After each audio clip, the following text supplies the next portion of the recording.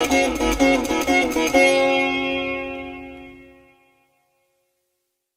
evening, panelists and viewers. I'm Rinku Vadera, your moderator for the discussion on securing Jammu and Kashmir. To set the tone of the discussion, I would like to begin with some history of Jammu and Kashmir. The state of Jammu and Kashmir was the scene of full blown insurgency in the 1990s. Incidents of violence dropped after the advent of the new millennium, but disturbances started building up again. And in 2016, there was what appeared to be a complete breakdown of the law and order situation after the killing of Burhan Wani. With the breakdown in the peace process between India and Pakistan, and with the fate of Kashmir tied to it, uh, a lasting normalcy appeared elusive. The tide turned after the abrogation of Article 370 and Article 35A. I welcome the distinguished panel of men who proudly donned the uniform on this panel, who are expert commentators on national security, defense, and strategic issues on national and international fora. To begin with, I would like to introduce Lieutenant General Syed Atta Hasnain, PVSM, UYSM, AVSM, SM, VSM, and BAR. He served at many important appointments, including as GOC 15 Corps during his 40 years of distinguished service, and was appointed as the Chancellor of Kashmir University by the President of India.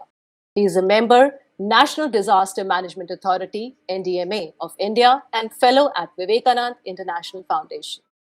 Dr. Sheshpal Vaid, who served in the IPS for 33 years and superannuated from the prestigious post of Director General of Police, Jammu and Kashmir, is a recipient of many meritorious and gallantry awards. Lieutenant General Vinod Bhatia, PVSM, AVSM, SM, who superannuated after 40 years of distinguished service, the last appointment being Director General Military Operations of the Indian Army, and the delicate nature of whose appointment cannot be overemphasized in the context of the current discussion. He also served as the director of Center for Joint Warfare Studies, an MOD think tank based in New Delhi. Major General Arvind Bhatia served for 36 years in the Indian Army, the last tenure being as Assistant Chief of Integrated Defense Staff, Training and Doctrine, and 2 years as military attaché in Pakistan earlier in his service, among his various other assignments as instructor at IMTROT at Bhutan and at the IMA in Dehradun. Towards the end of the discussion, we would like to hear concrete solutions from our panelists about India's strategy for dealing with terror at the local, national, and international levels in short, medium, and long-term scenarios. I will begin the panel discussion now with General Hasnain. Sir, the peace dividends and Indian Army initiatives for winning hearts and minds in Kashmir have been an undeniable success. But it is our soldiers who face the worst from the enemy and also a lot of hostility from the native population as well. In the deadliest incident for the country's security forces in the Himalayan region this year, 5 soldiers fell after a shootout with terrorists near the border with Pakistan. The media, on the other hand, has consistently focused on the oppressive nature of army deployment in the region, rather than these terrorist activities. In the light of the recent civilian killings also, sir, your comment is invited. Thank you very much, first of all, for inviting me for this wonderful panel, to this wonderful panel and for this great seminar. I think this is at a very appropriate time, putting it out on 26 November. If I may be permitted, I would just like to recall that 7 days before 26/11, I was still in Baramulla, and a major operation was conducted in my area of responsibility with an infiltrating group which had managed to get in and was supposed to strike in the Sopore area just around 26/11. And we managed to track that out over a 7 or 8 day operation, very much like the way the operation Punch is going on at the moment. And we made sure that all the 7 terrorists were eliminated. So I just want to remind your viewers, persistence is always there when it comes to our anti-terror operations. We always make sure that persistent efforts will continue, and we will not ever stop before we have eliminated those terrorists. That doesn't mean that you have eliminated terrorism. You have to remember one thing: eliminating terrorists does not lead to eliminating terrorism.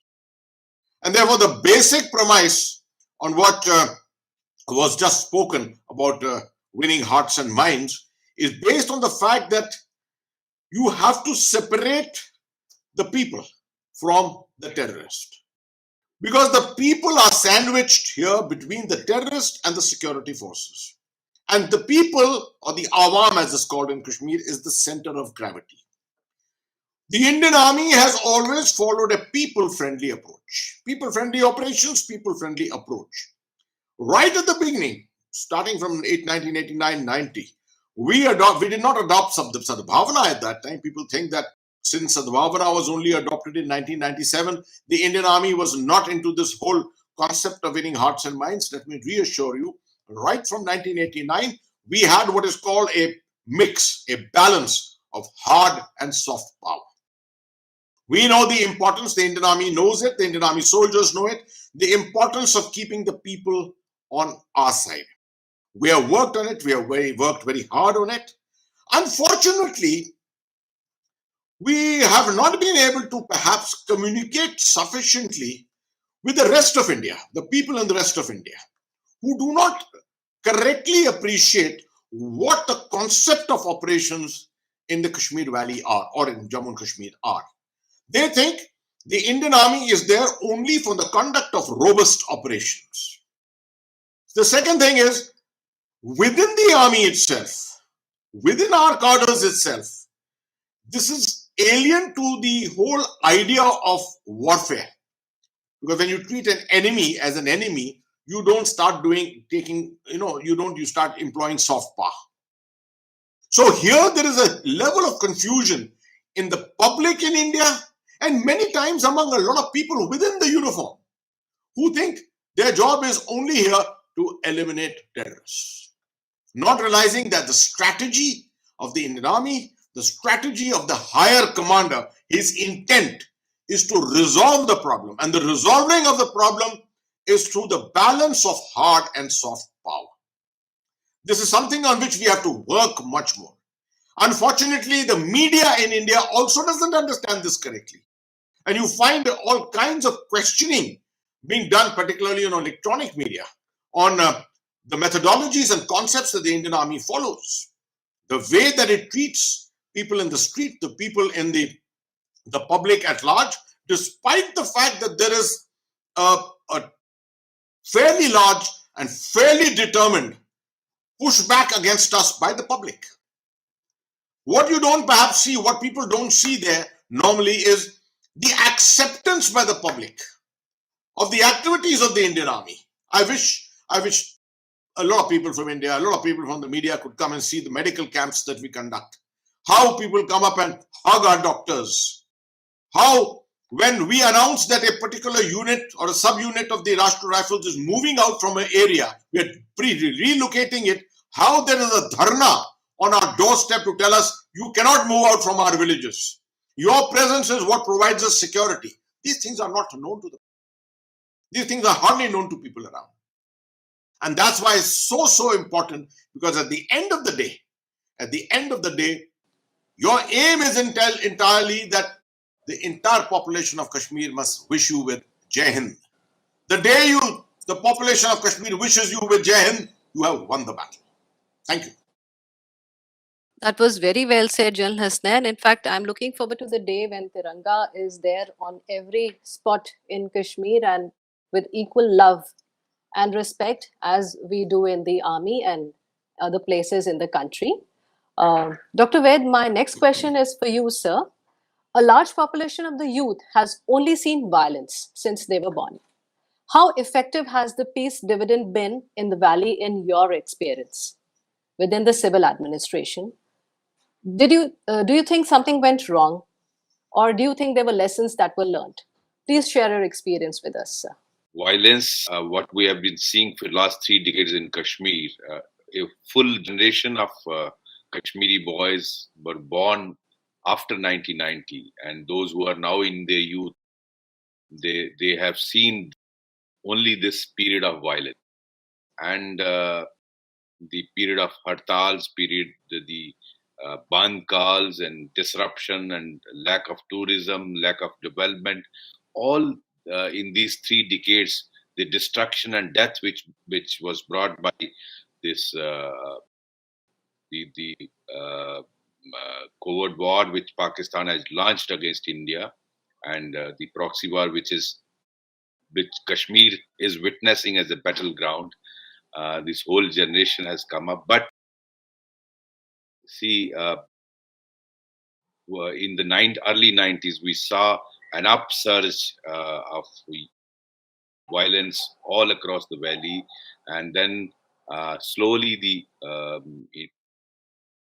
Indian Army, the paramilitary, and J&K police took an upper hand over the terrorists, and then we brought a situation to the level in 1996, 97 that parliament election initially, and then assembly elections were conducted, and a political government was brought by an elected government took place in Kashmir. And after that, the level of violence started coming down. But then suddenly, the deep state in Pakistan changed its tactics and started what in '99 you all are aware, the Kargil war, and then the Indian Army had to be withdrawn from most of the areas of the LOC and sent to Kargil. As a result, a lot of gaps took place in most of the LOC areas, and a lot of foreign terrorists entered. So we saw another phase of violence unleashed by Pakistan. The notorious, the Fidain attacks, suicidal attacks, and then in 2002 we had another democratic, very fair election in which Mufti Muhammad Sayyid and Congress parties, PDP and Congress parties elected government came up. The level of violence it peaked in 2001 by all parameters, but then after that it started coming down, and it virtually almost became so peaceful that hardly very few incidents were taking place. But then again in 2008, the Amarnath land row issue was politicized. It led to a lot of street violence. And 2008, 2009, 2010, we saw huge violence on the streets. In fact, killing of about 110 people in the police firing and the law and order which actually erupted. But then again, the level of violence is started coming down, and then, as you mentioned, we had in 2016 Burhan Wani incident, which led to huge law and order situation. I think unprecedented law and order situation in Kashmir. In fact, I had to, initially as special DG and then DGP, take the brunt of that level of violence that was seen in Kashmir. It was unprecedented. And then security forces had again, with the concerted effort and operations, brought down the level of violence. We had to arrest thousands of people, detain many of them under Public Safety Act. The upper ground structure was to be demolished, and a lot of people were neutralized and arrested. Slowly, after 2016, the things were stabilized, and the all-out operation was launched jointly by Indian Army, the J&K police, and the paramilitary forces. And the peace dividends you are talking of started showing results after that, and then the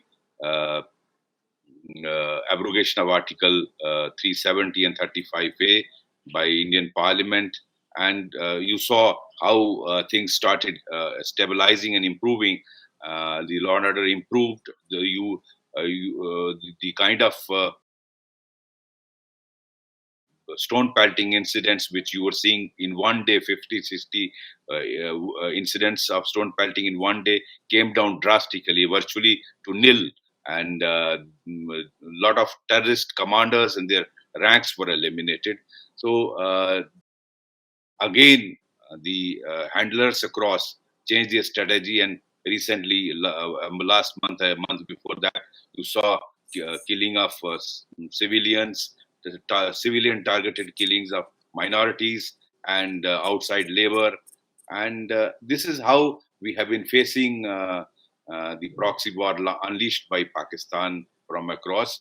But the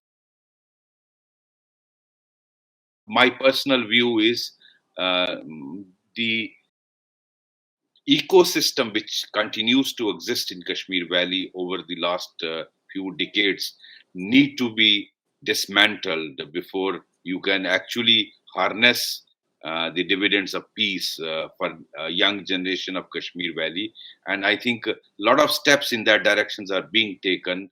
There are elements in the government, in the judiciary, in the political system, in the police, in all wings of government governance, even in civil society. You talk of education system, you talk of universities, you have elements in media. So they need to be identified. They need to be, the very clear message needs to go that whoever is working against the country and working in favor of the terrorists and Pakistan has to pay the price. He cannot take any benefit from the government system. Now that message needs to be very clearly made out, and I think the dividends of peace will definitely be very, very visible in the days to come if this policy continues. But at the same time, we have three of our generals here. I think most important aspect of this the proxy war which deep state of Pakistan has unleashed is the twofold.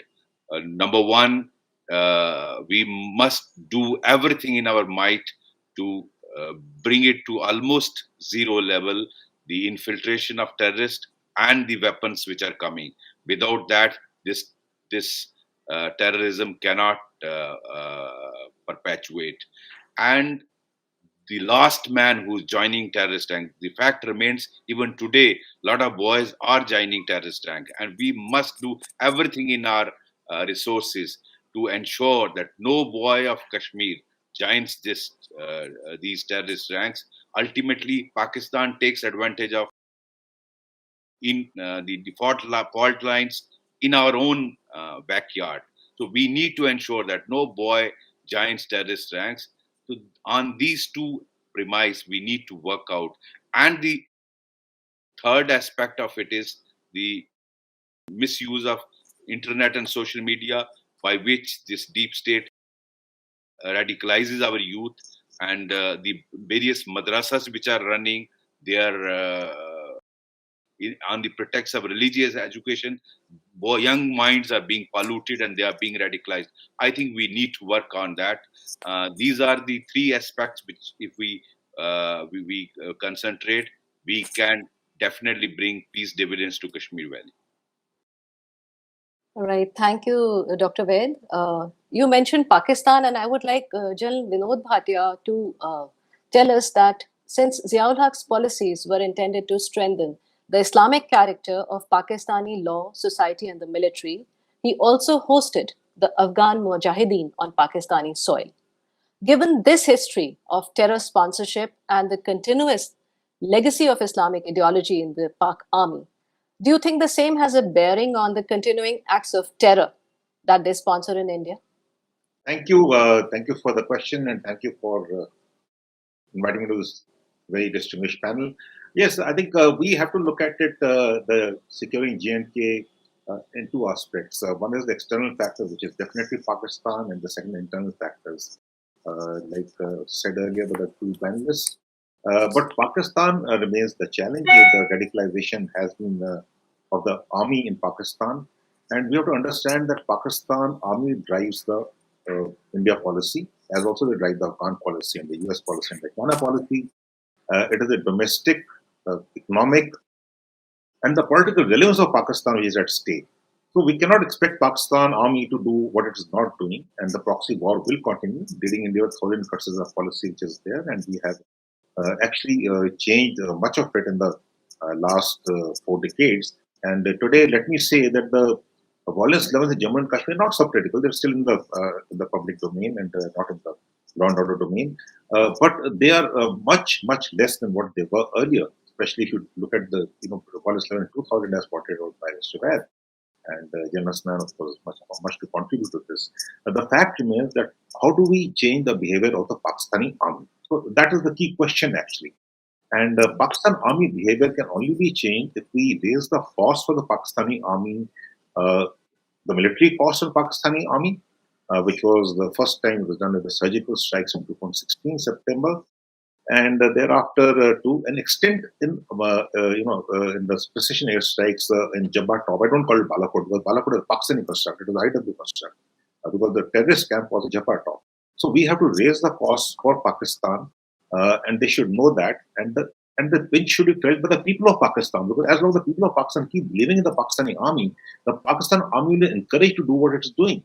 And now with the situation changing in the region, with Afghanistan, I think the space for terrorism and especially the global terrorism is going to grow. It is not the Pakistan region alone, not the Afghanistan region. It is a combined region, the Afpak region, and the pinch is going to be felt, and the impact of this is going to be felt not only in the peripheral countries, that is the CA, the Central Asian republics, the other nations around, but globally also.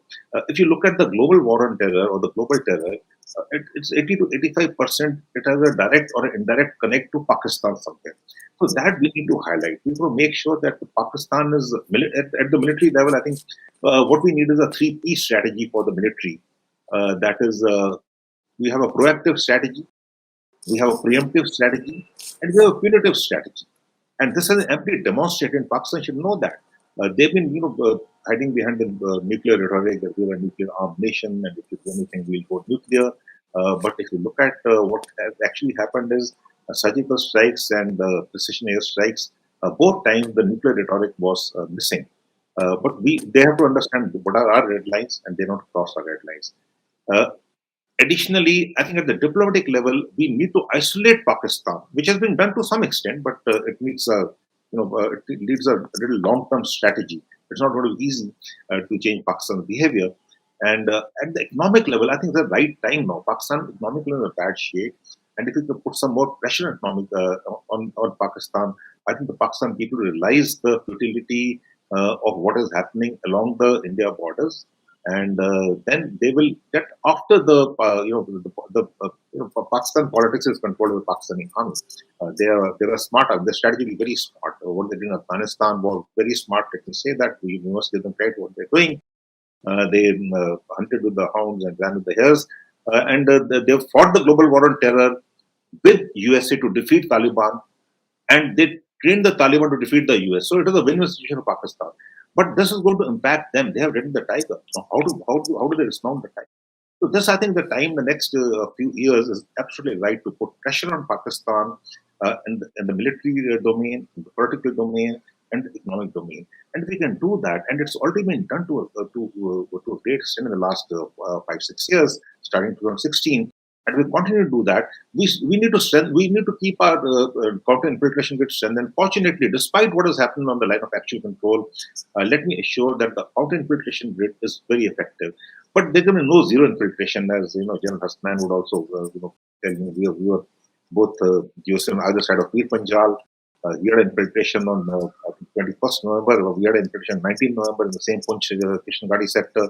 So these things will continue. It's not that there is zero infiltration, but the fact is that we foil the infiltration attempts, and we have a very strong counter-terrorism grid. And this has to be combined with the internal to address the internal factors internally, and the security forces, irrespective of what everyone says, especially in the media. I think the security forces are doing an excellent job. But they're really doing a good job. They fight with zero collateral damage, with near zero human rights violations. It is just not acceptable. So the security forces are up to it. So changing Pakistan's behavior externally and internally, I think we need to look at the internal factors and address them. And there are many internal factors. I'll come back to it later when if you have the time. There are strategies to do that. We need for securing Jammu and Kashmir. I think what we need is a long term vision. Let's say a 15-year vision, a 7-year strategy, and a 3-year action plan. So you have the action. You review the action plan. We have had short term strategies actually. We're being very honest with you. It's very short term strategies and don't really work out. And this has to be not only the military strategy, but it has to be a political, military, economic strategy as well. And we should look at a long-term peace, stability, and economic development in Jammu and Kashmir, where they reap the peace dividends. Unfortunately, after Article 370, things have changed a bit, but the economic development has not taken place because in 2019 there was the aim was to control them. Then the pandemic came into being, so that economic development, the peace dividend which was to be there, has really not happened because of the pandemic. So I do feel that we are on the right track. We have the right strategies. We are putting pressure on Pakistan, and we are doing reasonably well in Jammu and Kashmir. But we'll also have to look at the battle of perceptions. What we do is the narratives out there, and let's look at it positively. We have to address the politics of Kashmir, especially Jammu and Kashmir, which is a major problem. They will need good governance, and they will also need an effective administration. I will end out here for the present, and we can come back and talk about the strategies for internal dynamics of Jammu and Kashmir a little bit. Thank you. Thank you, Jal Bhatia. Jal Arvind Bhatia, sir, nobody expects Pak to take abrogation of 370 lying down. Nobody expected. But they have not done anything major except shout at international fora till now. But there are apprehensions that Pak will change tactics or may have done already. Earlier, Pak got a soft treatment due to its geopolitical requirements of the US in the region. Now, with the growing US and India partnership, how do you expect Pak behavior to change? Thank you, Dr. Vadera, and I feel a little humbled to be sitting along with some very esteemed seniors of mine, luminaries who are our role models. I would say the foundation of the Indian Army is stronger because of luminaries and seniors like General Hasnain and General Vinod Bhatia. So it is very proud feeling which I get to be sitting and sharing the dais with them. But let me be a little more, I would say, realist, having served in Islamabad for almost 3 years. And I know that terrorism in Kashmir is because it is the seeds or the fire burns in Pakistan. We got to realize it. They are the perpetrators. They are the ones where the fire is. They are the ones who are running with the hares and hunting with the hounds. They are the ones who are the crucible of terrorism the world over. They are the ones with the deep state, which is having the veritable arm of the Taliban being part of the ISI. So these are facts which we can't ignore. These are also facts that if we want peace in J&K, we have to ensure that Pakistan is put into place. Now, how do you do it? You don't put a nation which is just one-fourth the size of India in place in, say, 10 years, 20 years. When you have to change the way the nation state behaves, it has to be over a period of 50 odd years. So we've got to be patient, well, but we have to know that this is the state which is responsible for the current embroilgo, the current situation in J&K. Let me now give you a few facts before I move further. First is that with the agreement on 25th of February signed between the two DGMOs, which was at the insistence of Pakistan, because they were wanting to get their western boundary and western border sorted out with the action which was happening, the withdrawal of the US and the coming in of the Taliban. So they wanted to focus more on the western borders. So they had a kind of a peace agreement or a no ceasefire violation agreement with India, which was signed on 25th of February. Now, since then, there has been no firing on the line of control. But what has happened? They are improving their infrastructure. Openly, they are seeing working in the bunkers, maintaining the bunkers, digging. Defense systems are coming up. Weapon systems are moving ahead. So they are having a kind of a free kind of a 2, 3, 6 months now already, where they can improve their infrastructure to a level which will become quite impregnable after the pounding which they received after the surgical strikes and the duels which took place earlier. So that is one aspect which is happening, that no ceasefire violation, but the no visible kind of a infiltration attempts have reduced. In fact, since 15th of August, in fact, since the last week of July, there's been an uptick in the attempts of training, arming, radicalizing, weaponizing, moving, staging them forward of these terrorists in the POK. So these signs have been picked up. So the worst is yet to come, because with now their so-called winning that strategic depth in Afghanistan, the so-called the first time in 20 years having a government which favors Pakistan in along the western borders, so they feel a little emboldened, and they feel that they'll now be able to train the mujahids with that greater freedom and degree of deniability in Afghanistan, and then at the right time pump them into J&K. So we got to remember that with the AFPAC thing, though it is unstable, but there has been a great amount of uptake already visible in Pakistani's attempt to foment trouble. Now, when we come to the ground realities, 138 terrorists were killed till about last week, and there have been yesterday. There have been 5 more which are been killed, eliminated. There are about 135, I would say, in the valley, and about 8 to 10 terrorists who have been eliminated south of Pir Panjab.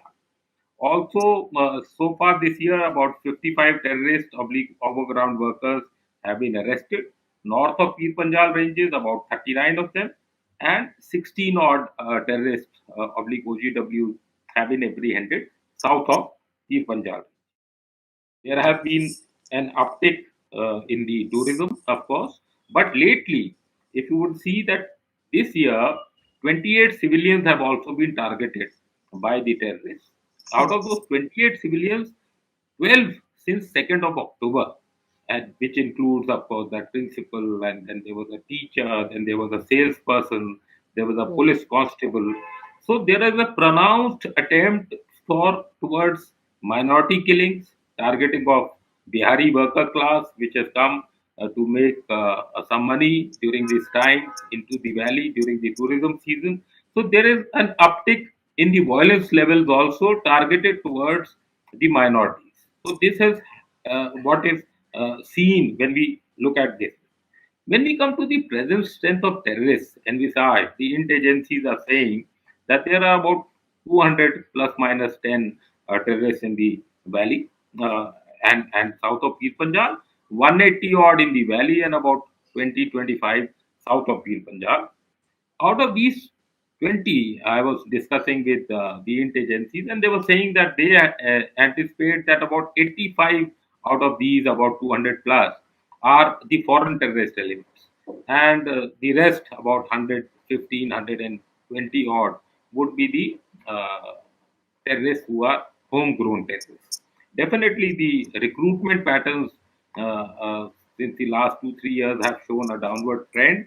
This year, it is more visible. There's about 25% less recruitment, which has happened. Last year, there were 191 recruits, of course, till December, and of course, we have another 40 odd days to go to December of 21. But this year so far there have been only 123 recruits which have been recruited in the valley. So things are shaping up. The security situation uh, is much in place. There was a little bit of thinning around during the Eastern Ladakh kind of a face-off with China, but that was largely that has been contained. We recently were told that about 5,500 odd troops of the CRPF and BSF are going to go and thicken up the security grid in the hinterland and also some of the gaps along the line of control. But definitely, we need to keep in mind that with the coming of winter and with the prognosis that it is going to be a very, very prolonged kind of a winter, we have to tighten the hill sector south of Peer Panjal, of course. Punch Rajouri, we saw lately what happened, and definitely in the river corridors in the plain sector or what they call the working boundary or the IB sector. Because the rivers, the Oj, the Tarna, the other rivers, the Nikki and the Wadi Tavi, which are flowing into Pakistan, the Ravi per se, the stream becomes very narrow, and because it narrows down, the Sarkanda kind of enables the movement of terrorists to come in from that sector. So we need to Camouflage. strengthen the grid, the defensive grid, and our intelligencies along the hill sector and the plain sector as we move ahead.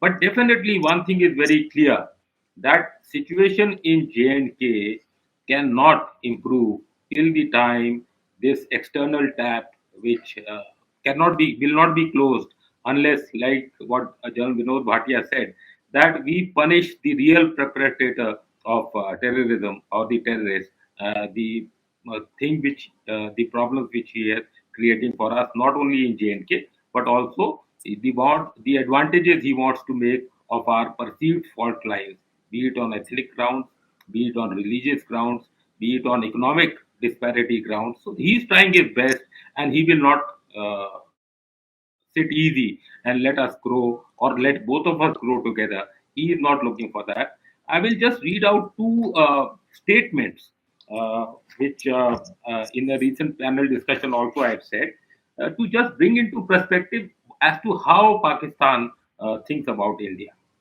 This is now we go back to 2014. Hamid Gul, who was the 8th DGISI of Pak military from 87 to 89, and he is considered by many, including Indians and Americans, to be the real perpetrator or the karta of arming the Taliban against the Soviets or the Russians, and also then creating that kind of a mujahid or the terrorist force to infiltrate and uptake the terrorism in J&K from 89 onwards. So what he said in 2014, and he's considered to be the strongest DGSI because of his kind of effect on the geopolitics of the region. He said the ISI used US aid since 9/11 to continue to fund Taliban and how it benefited from the US decision to initially ignore Taliban and go after the Al Qaeda. When history is written, it will be stated that the ISI defeated the Soviets in Afghanistan with the help of USA. Then there will be another sentence: the ISI, with the help of America, defeated America. So if that is, this only signifies that so far you had mentioned that the USA needed Pakistan because of the sustenance and the training and the equipping and the movement of their troops, including the NATO forces which are there. But now, slowly but surely, that requirement or that leverage which Pakistan has over the USA has ebbed, will ebb further, and the growing friendship between US and India would enable us to put additional pressure on Pakistan to mend their ways. However, this mindset will endure, has remained so far. We need to be cognizant of that fact. I will read another statement which was made by Lieutenant General McMaster, who was a former US NSA.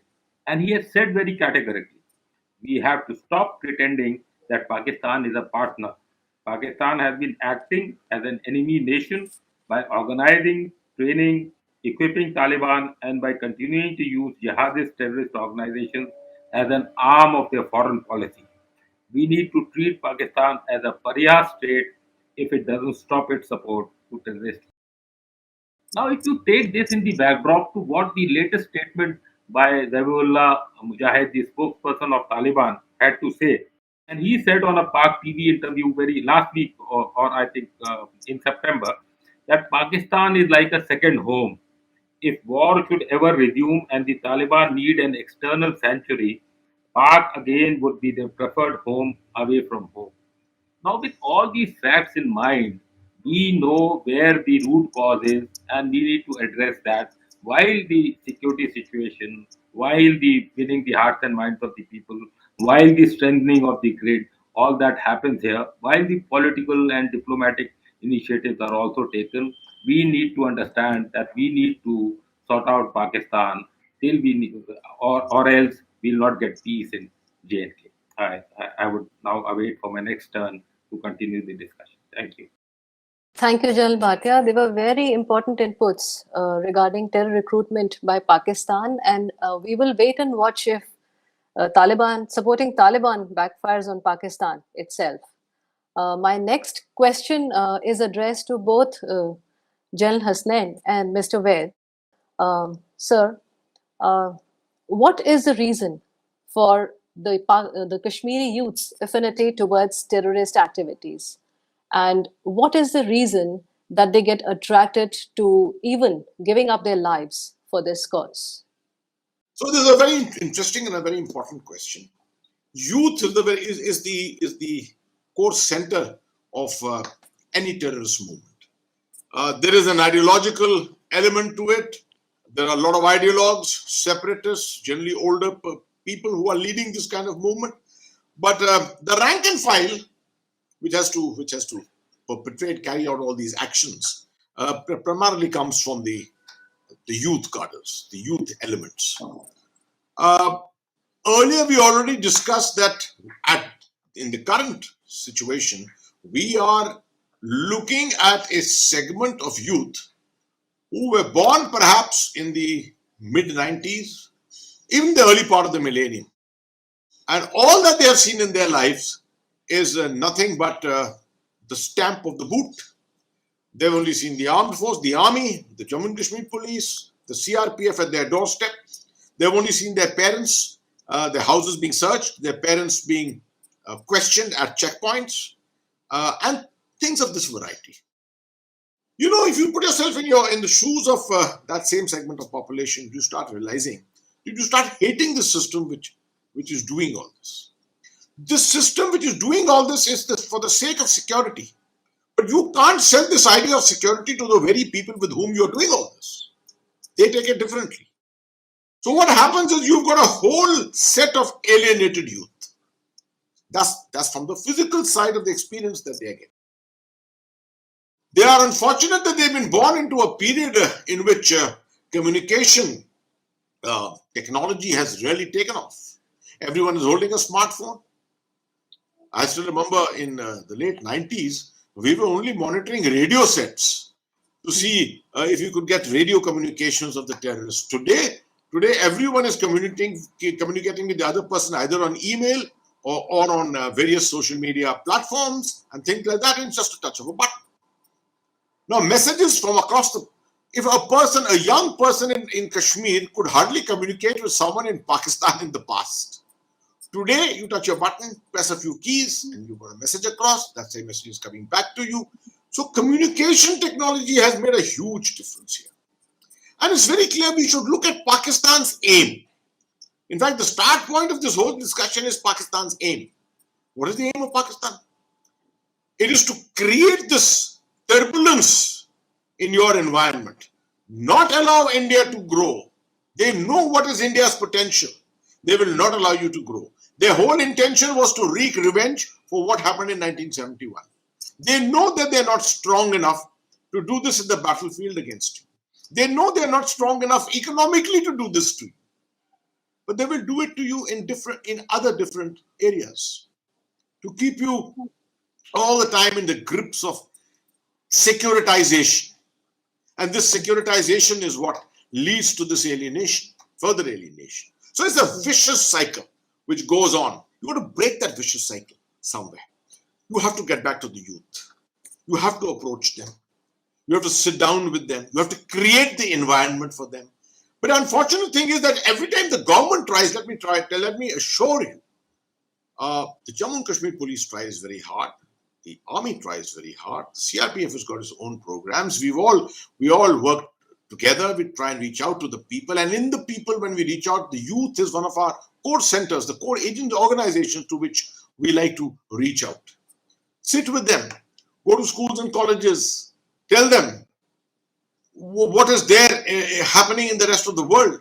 There are tours under Sadbhavna which are going out to the rest of the country to see what this youth is missing out, the opportunities that they're missing out. Right? All this is the positive side. Now there's a negative side to it. Right? And much of it is being created by the Kashmiri youth themselves. There's no doubt.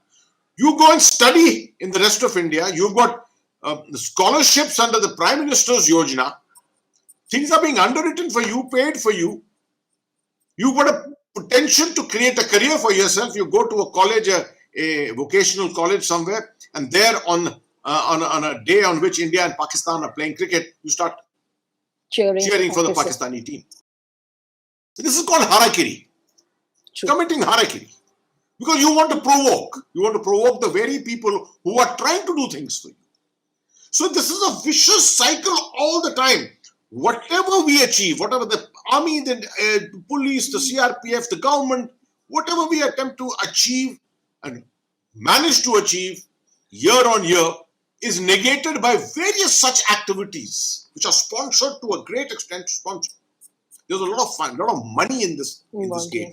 Let me tell you, there's a tremendous amount of money in this game which flows around. Mercifully, what has happened is, and I'm sure Betsab will agree with me, mercifully, one of the good things which has happened is 2016-17 onwards, in his time, when he was the DGP, it started the understanding and recognition that much of this is dependent on networks. That without networks, no terrorist movement can flourish. You have financial networks, you have overground worker networks, you have media networks, drug networks, ideological networks, all kinds of networks are there. You have to neutralize these. You have to get after the overground workers. You have to somehow do this. That is how the negative messaging will at least get marginalized to an extent. I'm glad to tell you that there are lots and lots of people in Kashmir I recently visited and saw for myself, people who are on board, who are making a difference. We need to empower them much more. I find that we are not empowering the people who are with the Indian narrative. Somehow we don't do enough for them. We need to do much more for them. They are risking their lives because they are under threats and potential targets at all times. They are the softest targets at all times. We need to reach out to them and empower them and strengthen them that much more. This movement ultimately is a make or break movement based upon youth. And this understanding should be very clear with us. The security forces, and as not only the security forces, but the entire government, the government of Jammu and Kashmir, every department of government of Jammu and Kashmir, in which very correctly Vaid has identified that there are enough people who are separatists by themselves. These people need to come on board, and these people need to do much more for the youth in every other way. Thank you. Thank you, Jill Hasnain. Dr. Vaid, can I have your input on the civic action program that was run by the police? And what were the achievements of this program and what all activities were under this umbrella? See, under the Civic Action Program and Sadbhavna, the army is doing huge work. And Civic Action Program, the J&K police has been engaging not only the youth. We have attempted to involve youth in many sports activities, in educational tours, in getting them involved in various constructive activities, and taking youth away from this cycle of violence, because many of them get attracted and get ideologically trapped into this cycle of violence, and the effort of Indian Army and the other security forces and J&K police has been to wean them away from such destructive activities. And under civic action program, we have been undertaking medical camps. Many places we have tried to engage the families of some of the slain policemen, and even those who are victims of terrorism in various districts and tehsils, involving them in various constructive activities to raise their incomes and all, and also do lot of see, there is a drug menace is very prevalent in Kashmir Valley, and a lot of work is being done in the police hospital and other areas of Kashmir Valley, not only in Srinagar, in other districts of Kashmir Valley, where a lot of boys are being de-addicted from the menace of drugs. You can see the huge happiness in the on the faces of their parents when you are able to take out their young boys from drug addiction, because many of them are ruining their lives, and in the process of getting them de-radicalized and de-addicted, these boys actually are able to do a lot of help to their families, because otherwise they would be ruining their careers. So a lot of activities like this, and a lot of focus is on sports activities, whether football or cricket or various other indoor games in Kashmir, because winters you are not able to play outdoor games. So these activities are helping J&K police to build a great rapport with the youth, who is the, as General Atta Hassan put it, are the prime movers of Kashmir Valley in the days to come, whichever direction we take Jammu and Kashmir ahead. These are the activities J&K police is undertaking. Thank you, Dr. Ved. I would like to get General Arvind Bhatia sir and General Vinod Bhatia sir's opinion on the talk of people-to-people contacts across the LOC. Do you think it will be beneficial? Can it affect people's thinking in a manner that can bring in peace? Yes, definitely. I think people-to-people contact is extremely important. There are buses that fly from Punch Ravla Port and again Puri across Daman Setu Bridge. My experience is definitely very positive. When people from across crossed over, and they came and they were quite surprised and pleasantly surprised to see, because they were given to believe that you cannot pray in Kashmir, you have no freedom in Kashmir, you are treated differently as if you follow Islam. And when they came and when they saw the development on our side of the line of control, the medical facilities, the education facilities, the freedom to pray. And the moment they entered, there was a Mandir Masjid, what we call the MMG, the Mandir Masjid Gurdwara. They saw that. The Sarv Dharm Sthals also? The Sarv Dharm Sthals. And we called it the MMG, the Mandir Masjid Gurdwara. That's the Fuji name for it. Yes, Sarv Dharm Sthals.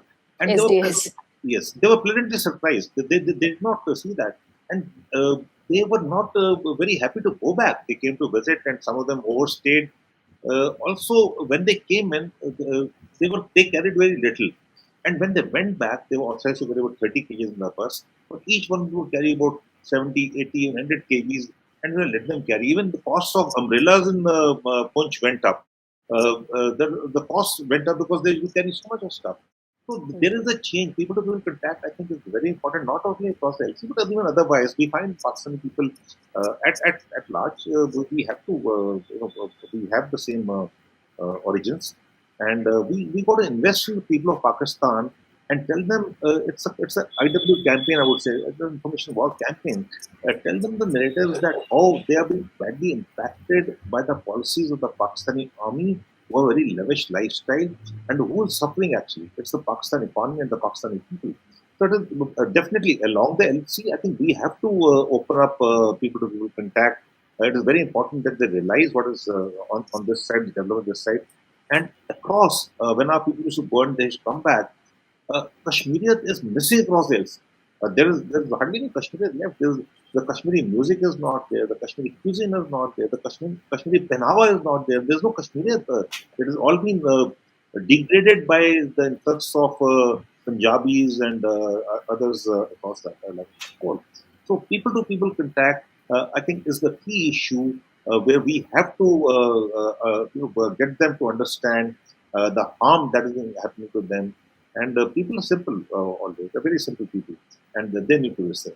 I just go back to a little sentence which by a fellow soldier and namesake John Bhatia had said. We quoted something about Hamid Kul Singh, but what there's a postscript to it, and the postscript which I talk about is after the Pakistan defeated the US with the help of the US and Soviet with the help of the United States, Pakistan will defeat Pakistan with the help of the Pakistans also. Because this spread of Taliban is not going to stop on the borders. It's going to come to Pakistan was impacted. And thereafter, I think we need to guard against that because when terrorism spreads after Pakistan, it will be. I will beg to differ a little with my illustrious senior. People to people contact is good when we look at the globe as a village. When we look at the culture of India, Vasudev Kutum, every guest is an honored person. People to people context in the premise of J&K specifically makes no difference. Actually, that there is no Pakistani Kashmiri anymore in Kashmir. They are Mirpuri Kashmiris are all in UK or Canada. The others have all gone away. The Punjabi Musalman rules the roost, and the narrative which is there in Pakistani occupied Kashmir has nothing to do with Kashmir per se. Also, let's have the fact that the POK part of it is now almost swamped by the Chinese. They have a battalion sitting in Kujre Pass. They have 16 to 2000, 1600 to 2000 people working in Gilgit Baltistan, Chinese at any given time. Now, by having a people to people contact or having a bus and people coming here and seeing that things are much more better in India than in Pakistan, they already know. The social media shows them that, the TV shows them that, the Bollywood movie shows them that. By them coming here and seeing whatever the narrative which is being fed to them, they may take it back, but nothing much comes out of it. However, it gives a chance for them to smuggle in fake currency, to bring in drugs, to bring in a lot of weapons and arms. We don't have full body scanners. I don't think so. We have it in anywhere except for Wagah border. So this trade and this people-to-people context is very good as semantic, as something that we must do. And this was my biggest bloody problem when I was in Islamabad because there we were losing men along the line of control. There were RT duels, there were beheadings taking place, but we were allowing Wasim Akram to come and do the bowling, whatever coach to KKR. We were allowing the actresses Mahira Khan and all to come and act in Bollywood movies. We were all everywhere else. It was Academy Supper Night, carry on, hunky dory. Peace prevails, increased trade, increase people to people's contact, increase medical tourism, grant more visa. What happens? So we have to be very pragmatic about it. These avenues should be kept open, but the focus is that Pakistan has to be put in place till he starts mending his ways. These kind of things, I feel, can start 20 years from now, 15 years from now. Till then, we need to focus on how do we ensure that the requisite pressure points are pressed so that Pakistan is put in place. Now, we can't take POK conventionally. I don't think so. In the realms of the modern world, we can go into a conventional kind of an operation with Pakistan. But what we need to do is to safeguard what is ours. We need to make these borders so impenetrable that nothing, no infiltration, no drug money, no hawala money, no weapons, even if it is from drones and other things, comes across. Until the time our western neighbor starts behaving, visible signs are seen in the stoppage of infiltration and all that. We must not start all these people to people contacts and all. We must first the alienation of the Amam, which has taken place within the valley, which was very lucidly brought out by General Atta Hasnain. We must get them out of that. And Hmm. if that doesn't happen, I feel that the time has come that we give ex-servicemen almost free land in J&K.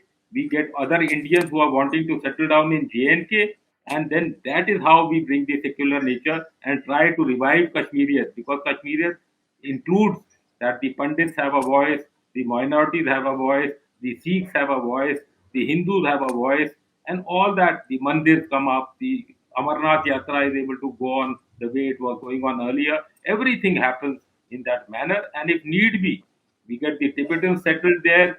Let's first sort out the thing within, and then we can commence the people to people contact.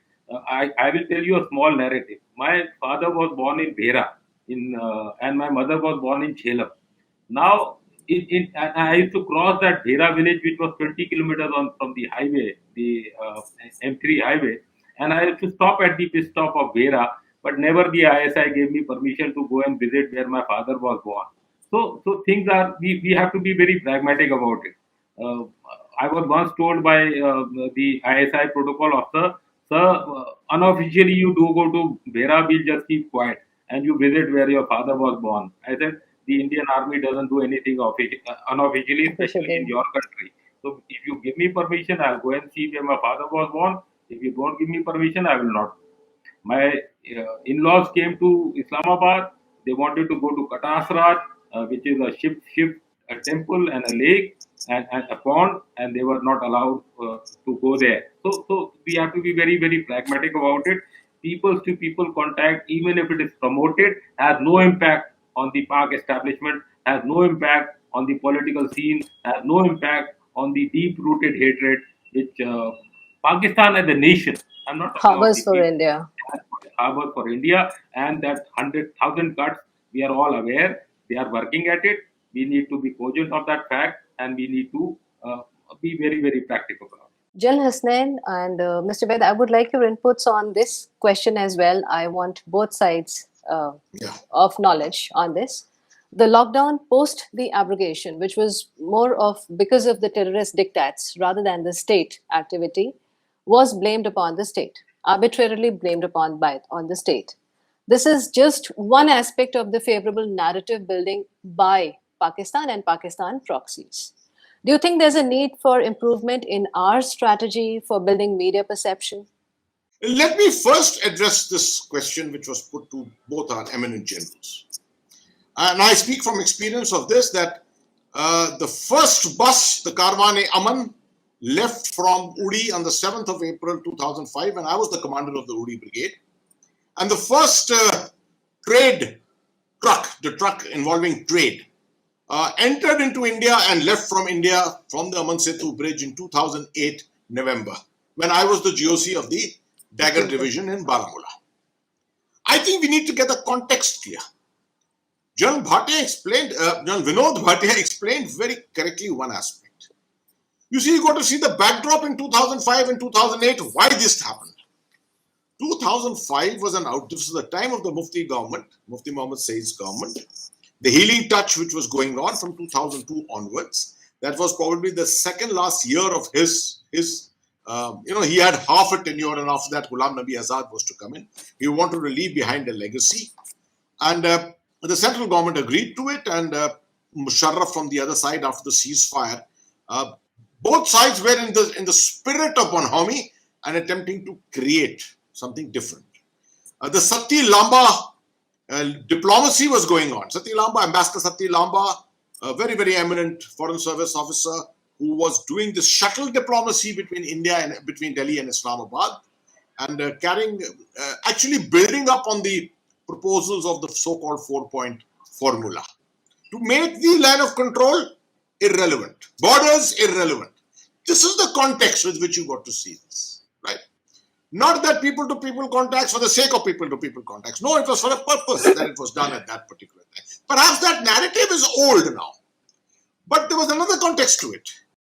There is a segment of population which Vinod Bhatia knows very well, right from Poonch, right till Uri, to Tangdhar and beyond. It's called the Pahadi population. These are different to the Kashmiris. They're different to the Gujar Bakarwals. The Pahadis, they've got a different dialect, right? Very near to Punjabi, Dogra, that they speak. Hugely pro-India. They are absolutely pro-India. You won't find a Pahadi who's a anti-India in any way. It was one of the things for them, because they are the ones who have their relatives on the other side. When the line of control was created, it was not created deliberately. It just happened, and families got divided and villages got divided. These people have not been able to meet their relatives. There are in some cases there are children who were left behind and could not meet their parents, and there was no way by which these people could travel. You could not travel to Delhi and they hope to take a flight to Islamabad and go and meet. It was just outside their capability to do that. For them, this was created. It was essentially created for the Pahadi people, for the people of POK and the people of Jammu and Kashmir and this segment of people. And it was to create a tremendous amount of goodwill. And this continued despite the ceasefire violations, etc. This continued both in Poonch and in Uri. I think it achieved a lot at that particular time. It achieved a lot. But it kept the temperatures low even on the LOC. Even when things were going on very hot at that time, there were times when, because of this, temperatures were kept low. But I do agree that today it is a narrative which perhaps is outdated, right? Because things have moved on beyond. And that's why it's very difficult to come back to that 2005-2008 period. And I agree with General Arvind Bhatia that this is the means through which a tremendous amount of illegal narcotics, contraband, SIM cards, fake currency, even weapons. They made even attempts to bring weapons through this into our territory. So unless that could be guaranteed, that you could go against it, I don't think it's a very good idea to perhaps continue with it now. So, I've just put a perspective to both what our very eminent journalists just spoke. I just put it from the experience that I had there. To come back to the aspect of the media. The Kashmiri media is a world apart. Media in the rest of India is a world apart. But let me tell you, for information, that Srinagar publishes more than 30 English newspapers every day. Every day. That many English newspapers are not published in Delhi or in Bangalore or in Mumbai. True. People are hugely into reading. Information is very important, and I can tell you, each and every article which is written in those newspapers is high quality. Very well written, excellent English, right? Very well edited, very professional, very, very professional. Over a period of time, this media did become quite anti-Indian. It was, and our particularly our democratic setup permitted this to happen. We thought that this was actually a strength in our country, where we had dissonance, we had anti-nationalism going on, and despite that, we were so tolerant. This was the narrative of the earlier years when we said we are a democratic nation. That is no longer there, because we find that kind of an attitude, that strategy, that approach did not work. So, for example, after 2009, 5th of August 2019, the big crackdown on the media, and today you find the media is, reasonably controlled media, right? You don't find those kind of utterances taking place. But let me tell you that there is a very awkward thing in this whole media issue. A lot of things, first of all, Indian media, rest of Indian media, Times of India, Indian Express, none of this is read in Kashmir. A lot of people today are reading it because of Twitter and because of social media, right? And what is being written on the Indian media, the print media, mercifully, is very, very balanced and very, very sane. But a lot of things which come out on the electronic media in the rest of India creates a tremendous kind of a negativity in Kashmir. I wish we could do away with that. I wish we could stop playing those kind of narratives on the electronic media. And there are different channels which keep doing it from here and But there. Jonathan, Yeah, we yeah. have international media also coming in, and internet is available for everyone to read on. Yeah, So that's that true. also builds up so much perception, and it is our choice what we read on the internet. Absolutely. For example, the Washington Post and the New York In Times writing. always are writing against India, and they're writing pro-separatist virtually at most times. Absolutely, Precisely. absolutely correct. But the importance of narratives is how to make your own narrative stronger than the other narratives. That is the intent. That is what we should have to make. To make sure that what is being read, and it should be read by the young Kashmiris, is things which are coming out of India.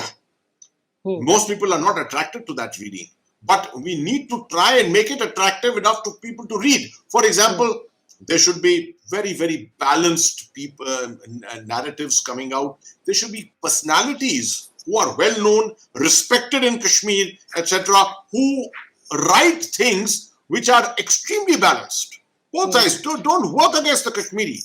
The moment you start an anti-Kashmiri narrative at everything, it will build more negativity. I know that there are terrorist actions taking place, there are people dying, there are minorities being targeted. This is a battle zone. It's a battle zone which is in your backyard, a battle zone being created by Pakistan. But if we make it more vicious, we have to try and how to stabilize it. We need to look at those ways of how to stabilize it. The moment we start responding to everything which is negative there through more negativity, this vicious cycle is never going to end. Then And we've you are lost the not going battle. to win. You are not going to win the perception war. I hope we have all. I'm sure all our viewers are aware of what the National Security Advisor has just spoken the other day at the National Police Academy. He said, Yes, fourth generation warfare. This is something, the fifth generation warfare. And what is fifth generation warfare? Fifth generation warfare is nothing but social media, right? It's the battle of the narratives, perception, the perception in the mind. We have to professionalize this to a great extent in our country. We increase our overall culture, our strategic culture in the country and understanding of this. Otherwise, what is happening? This very, very low-level, crude understanding of warfare in different forms is being expounded by all kinds of people without an idea of what they're talking. True. We need to make our narratives just stronger to bring the Kashmiris on board onto our side. Thank you. Dr. Ved, can I have your input on this? Yeah. Thank you. I just endorse what General Atta Hassan said. I don't want to repeat that, but I just want to narrate three incidents when I was DGP, which actually were very, very startling. And we all know how much important the role perception management plays in such battles. And Kashmir, it has tremendous impact. Social media has a huge impact on the young minds, and one criminal incident of a mob lynching in, let's say, in Rajasthan or UP is broadcasted on the social media by cyber mujahids in Pakistan in 1,000 ways, and the young Kashmiri boy seeing a Muslim being lynched. It's a purely criminal incident. It could be a Hindu being lynched by Muslims in some other place, because India is a composite society. But now this criminal incident is portrayed as India being a place where Muslims are not safe. So this is how the deep state bombards Kashmiri young minds to pollute them, make them anti-India. So you can imagine how much impact it will have on the young minds. Another incident. I had a parent coming to my office, and then I realized a lot of people were undergoing the same problem. Young boys getting friendship offer of Facebook and on the Facebook, and then slowly chatting and radicalizing these boys. Now, I realized that they have created a battery of thousands of cyber mujahids in Pakistan who were sitting in their homes and uh, in fact there was an open ad in the Pakistani papers that to fight jihad in Kashmir you need not go to Kashmir, you can sit at home, you only need to have an internet connection and a smartphone or a laptop, you can play your role in playing a jihad in Kashmir. Now, these were known as cyber mujahids and they were being paid at home. Now, these, their job is to look for such incidents and bombard them on Kashmiri young boys. Now, we even at that time, I had projected to the government of India, can we come out with solution? We are a tech important nation in the world. I think India is a leading nation in this field.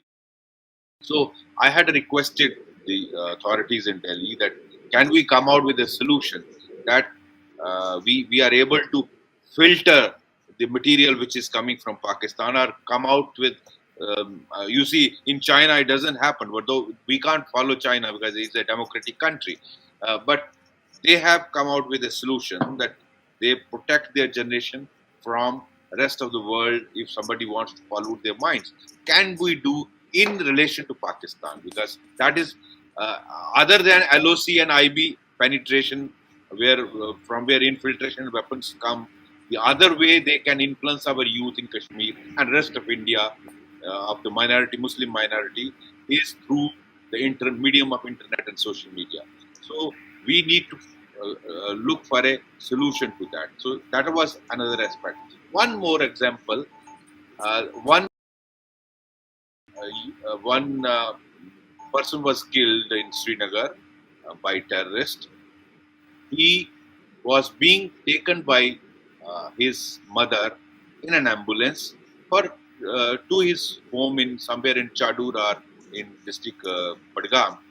The SHO was of that area in Srinagar was only trying to stop that ambulance and bring it to police hospital in the PCR Srinagar to ensure that postmortem takes place, because postmortem is generally in such killings is mandatory, otherwise the family will not get compensation.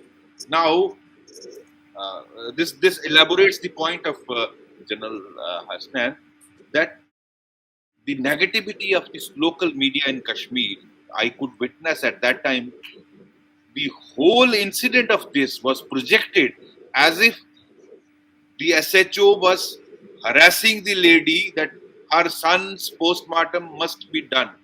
Now, it was projected, SHO was projected as an enemy of that family and showing that he was snatching the body. It was not so. In fact, he was only trying to help the family. Now, this is the kind of role which media perception actually influences young minds and people in Kashmir against the security forces, against the police. Many such incidents have happened against the Indian Army, Indian J&K police, the CRPF and other forces. So this media perception actually plays a very, very vital role. And I think very little focus has been on this as far as Indian state is concerned. We need to have a greater sense of focus on controlling the media perception in the Kashmir Valley. Another point, which before I hand over to others, is the long-term policy for Kashmir. I think we are only reactive. We are only short-term solutions. We are going for short-term solutions to the problems emanating from time to time. As in the initial remarks, I was narrating how in 30 years the different phases of terrorism have happened. So I think there is a requirement in Delhi for a long-term policy, composite policy, comprehensive policy for Kashmir, because it is a covert war launched by Pakistan and it has to be dealt as a war. And we need to do everything to counter this. Thank you. Thank you, Dr. Ben. General Vidwan Bhatia, sir, America's handover of power, if we can call it that, and weapons in Afghanistan to a Pak-backed Taliban raises numerous serious security concerns, which include exposing India to a heightened risk of terror. Your comments, please, on this. Definitely, Pakistan will exploit what are the weaponry is there. They exploit the Taliban. They will exploit the terror groups. They control them. We should have no doubts about it. But on the same thing, I don't think the foreign terrorists are too welcome in by the people of Jammu and Kashmir. They're not like they have their own they're not liked out there. And we saw that in 1999 when they came in. And foreign terrorists do get a lot of this for people. But the fact remains that we have a very effective content infiltration tool. And through this meeting, let me assure your viewers that we are effective and it will make a little difference. But we are effective and the Afghanis will not really be much. But the fact remains worldwide there are going to be issues and we have to understand that Pakistan has got nuclear weapons and they've got terrorists. And the nuclear weapons, some of them, whatever, even one, or the threatened being, were to be taken over by terrorists. And this is a concern which the United States have also expressed very categorically.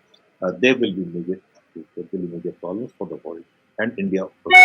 So I think is a given. We'll have to be very careful. We have to strengthen our military in the counter-terrorism group. We need intelligence, which has to be, both in Afghanistan and we'll have to keep our channel open with other nations to get the intelligence within Pakistan, whether it's the USA, the Russians, the Afghanistan itself. I don't know how we keep our channel open with Taliban, Iran, and other nations. So we'll have to watch out for Pakistan, spread of Pakistan terrorism with Afghanistan terrorists and US left mega amount of weapons. Just to there were over 600,000 small arms, and most of them are fully loaded. And these small arms find their way along the line of control with night sights and other things. We'll have to change our tactics, and we'll have to see. We already are aware of the tactics, and we cannot go into details. So we are aware that this is going to happen, and the army, and armed forces, and security forces, the police itself, are definitely going to be countering this new modus operandi for the terrorists when they come. Going back to the media, let me also give one simple point, and I'll take just a few seconds over it. The media, when the media reports by default, we make role models out of terrorists. Burhan we make dreaded terrorists. There's no dreaded terrorists. Terrorists are terrorists, and he's been eliminated. So we should not put too much of credence in the media to a terrorist by name, by going into the history of his terrorism. Every reporter is talking to his family and his friends and see how he has grown as a very big terrorist and how they humanizing the terrorist. Yes, humanizing, and not only humanizing. We by default we are making a role model for others by idolizing him. Dreaded terrorists. There's no dreaded terrorists. That's a terrorist because terrorism is basically scary. So I think we also have to look inwards and sure. Coming on to what Dr. Ved was saying, I think we need a lockdown strategy, and we need to also look inwards. One of the major problems in Kashmir also of education, of employment generation. There are 50,000 volunteers wanting to work there for about, I think, if I'm not mistaken, 5,000 police posts. Similarly, for army recruitment. So we'll have to. There are 46 Army Goodwill public schools, and you get a lot of people telling you, जनाब मेरे बच्चे को army goodwill public school में admission दिला दियो जिंदगी बन जाएगी उसकी. So our schools have education system has to improve. Employment generation for the youth. The aspirational youth are very important. The employment generation is not there. What do we do? It takes to terrorism. It's an easy target. Economic development has to take place, and that is, I think, the key area. And empathy for the people, not only within Kashmir, outside Kashmir. When the Kashmiris come to, let's say, study in a university in the NCR, Greater Noida, or somewhere else in the country, you treat him with suspicion. You don't integrate him totally. That empathy is missing. So these are something the government will have to Work on. Exactly the government. We will have to work on these things: education, economic development, employment generation, everything. We have to educate ourselves that Kashmir is part of India. The Kashmiris are part of India. We are integrated to them, and we have to treat them with respect also when they are not within Kashmir, but outside Kashmir also. Hmm. General Arvind Bhatia, sir, I would like your input on the same question with an added question to it. We know that the proxies of Pakistan-based terror outfits such as Lashkar-e-Taiba, Hizbul Mujahideen, and Jaish-e-Mohammed are based in Pakistan, and now Pakistan being in the gray zone by the FATF. Do you think these terror bases can shift to Afghanistan and create an increased and heightened terror threat for us? Thank you for this question. Indications are already there that some of these bases and areas have been provided by the Taliban to Pakistan and the ISIS specifically, especially in Nuristan, Nangarhar province, and the other southern and eastern part of Afghanistan, for these cadres to go and start training and weaponize with the weapons which have been made available. Now, to bring things into perspective, the US was offering these weapons which they were to leave behind because it was economically not viable to take out all these weapons the way the Blitzkrieg happened, surprised the world, to take out these weapon systems and give it to other friendly countries. But an offer was made to India, and we had initiated a lot of demands to receive some of these weapon systems from our offices in Qatar. However, it did not fructify because of the pace of the Taliban offensive. People were giving 3 to 6 months for them to take over Kabul, but the fact is that it happened in 11 days or 13 days, and 15th of August, all was lost. So these threats are there, indications are already there, gives them a larger amount of uh, deniability factor, but all is not rosy for Pakistan.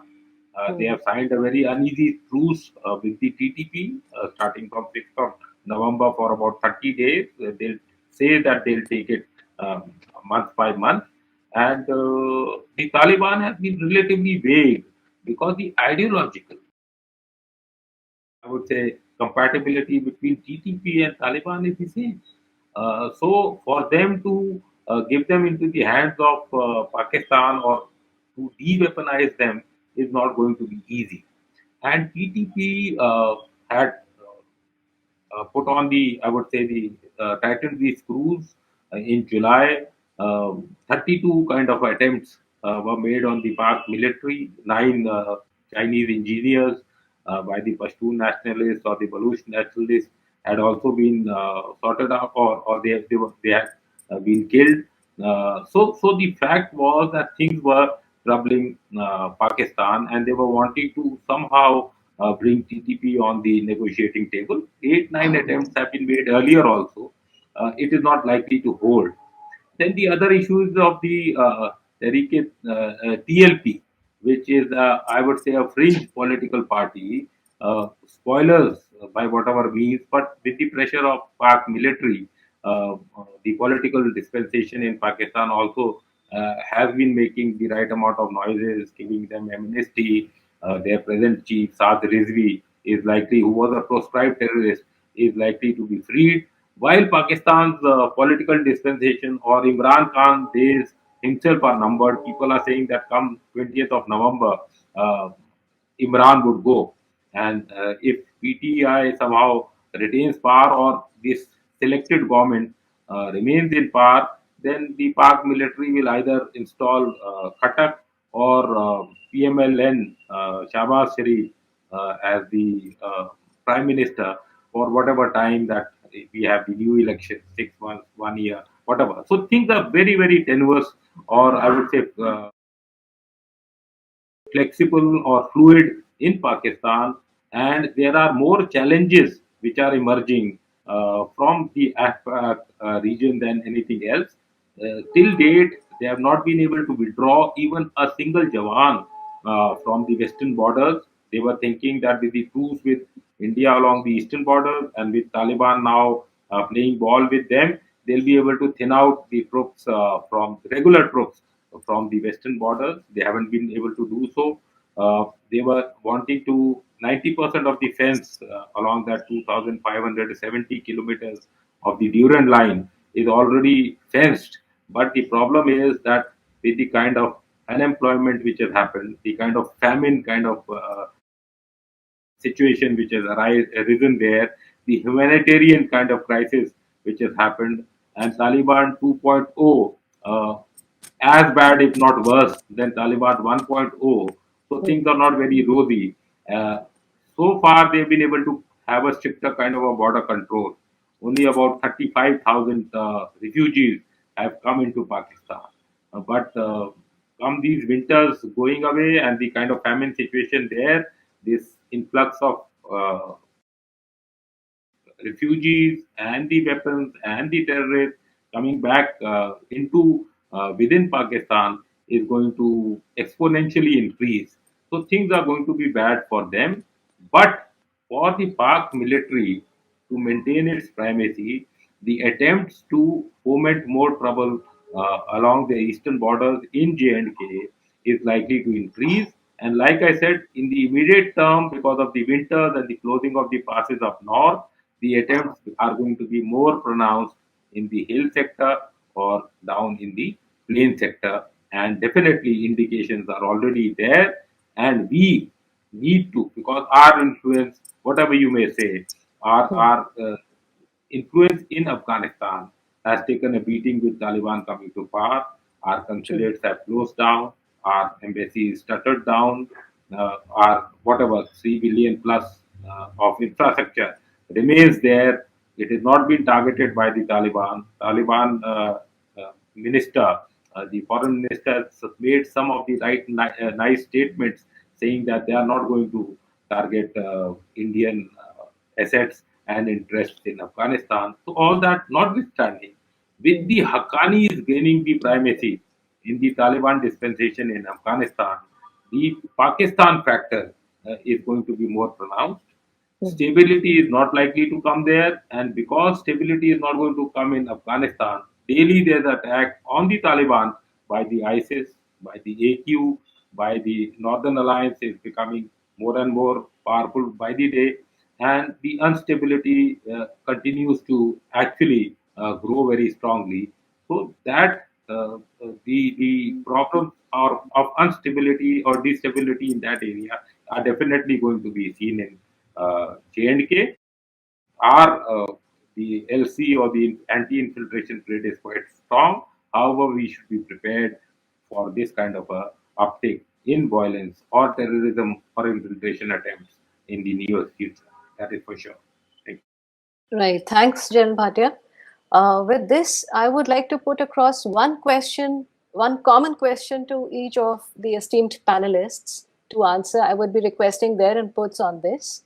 What should be India's strategy for dealing with terror at the local, that is the state, national, and the international levels in the short, medium, and the long term scenarios?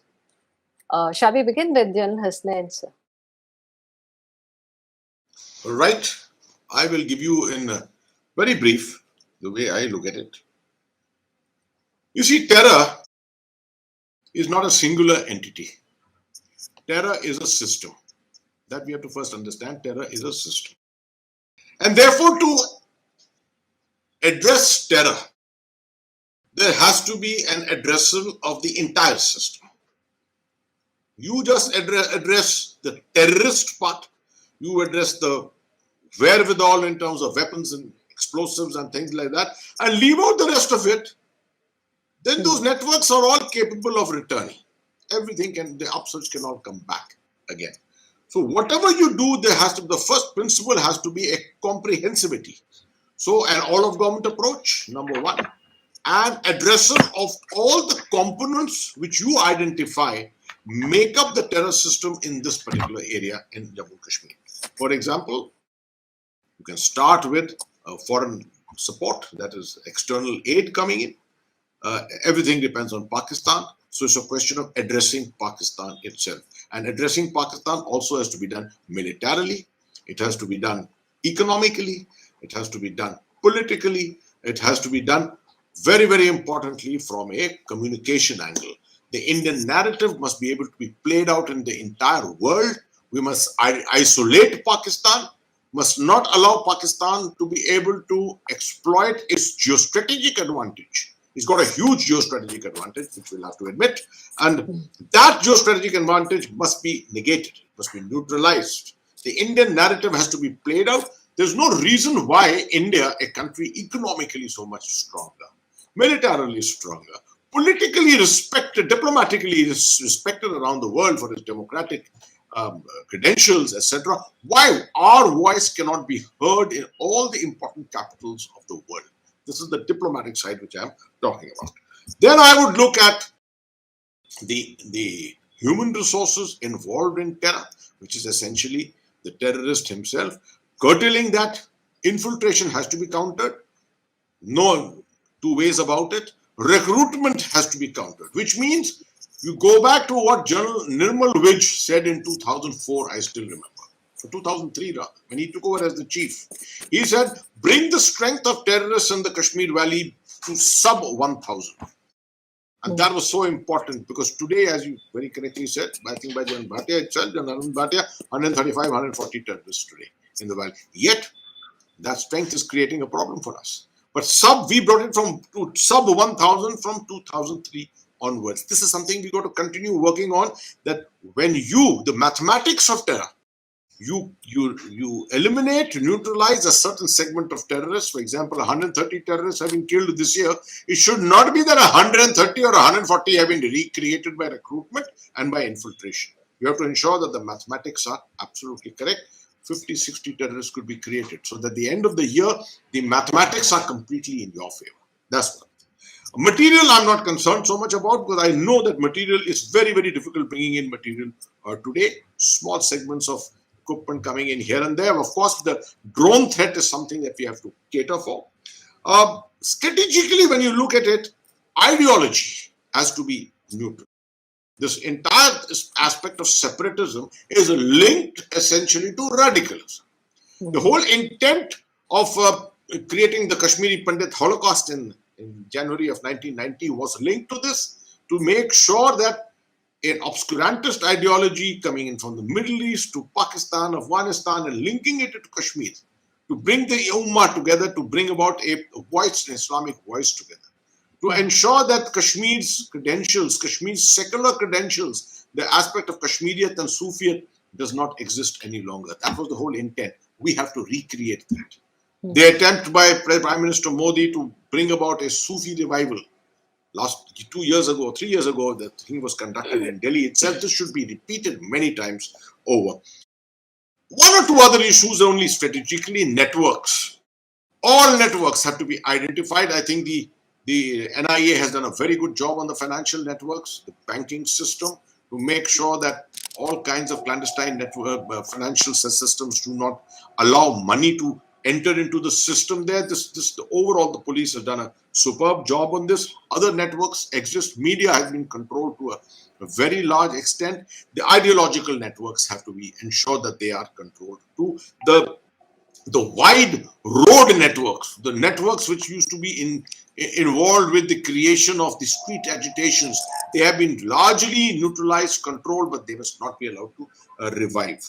There has to be some kind of a coherence in our strategy, in the sense that there has to be some kind of a convergence in what Delhi does and what Srinagar does. This will come to the fore in the very near future when the assembly elections take place. We don't know what government is going to come in Srinagar at that particular time. So there has to be a convergence. You can't have two voices. You can't have Delhi speaking in a different voice and Kashmir speaking in a different voice. I think political convergence and consensus on Kashmir is so important. This is one of the essential aspects of the strategy. If there is one voice which is being spoken from Delhi to Srinagar to Jammu, this dissonance between Srinagar and Jammu is something which Vaid Saab could talk about much more. This dissonance between Srinagar and Jammu creates obstacles in the path in a huge way. I mean, I can carry on and on, but I think one or two other things in the end would be a development of a communication strategy which we have not been successful in developing at all. As very correctly brought out by Ubaid Saab, there are jihadis, there are cyber jihadis who are there, and these are essentially information warriors. 6,000, 7,000 of them which have been created by Pakistan. We can't have Jammu and Kashmir police and the Indian army trying to play out a communication strategy. No, it can't be done. We need professionals. We need academics. Yes. We need a system to do all this entire thing, right? And we need research and all the time. The research work on this has to be very, very important. And lastly, may I say that one of the very important aspects is the role of the academic, which dovetails with the role of the media, writing the positive narrative, writing the correct narrative, projecting it to the country, not creating that negativity which invariably is created by actions in Kashmir. We have to safeguard ourselves from this to make sure that we can only take a positive narrative ahead. I will stop here because otherwise this will go too long, and I have to sort of peel off from this discussion after some time because I have a television program also coming up. That's why. Thank you. Thank you, Jal Hasnain. There were very, very sound and sane inputs from your side, as expected. May I now request Dr. Ved for his inputs on the same?